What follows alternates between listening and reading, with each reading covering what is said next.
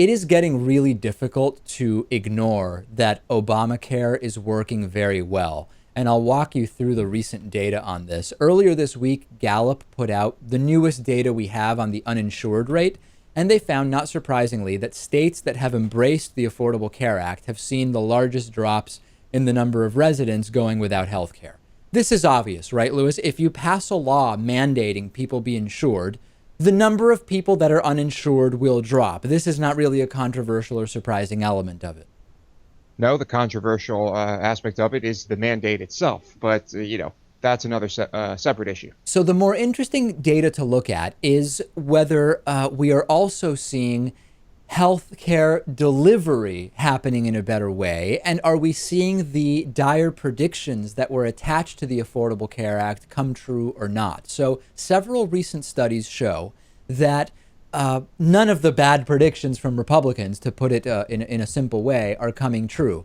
A paper published in the Journal of the American Medical Association at the end of July concluded that Obamacare is successfully connecting more Americans to health services like doctors and medication. Since the law took effect, more people say they have a primary care physician, and fewer people say they're struggling to afford their care. This is different than just having care. So yeah, you pass a law saying people have to have some kind of health insurance on paper. You're going to reduce the number of people that are uninsured. But having access to care, saying I don't have a problem affording care, saying I now have a primary care physician who is my primary physician for sort of the point guard for my health care, that is a change in terms of the relationship that people have to the health insurance world. And that is very significant.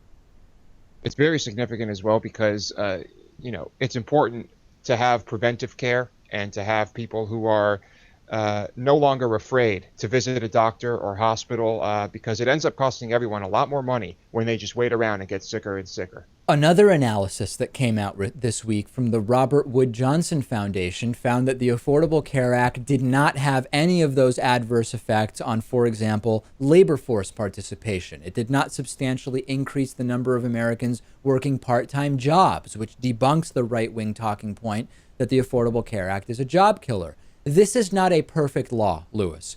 It does not go nearly far enough to provide insurance to everybody.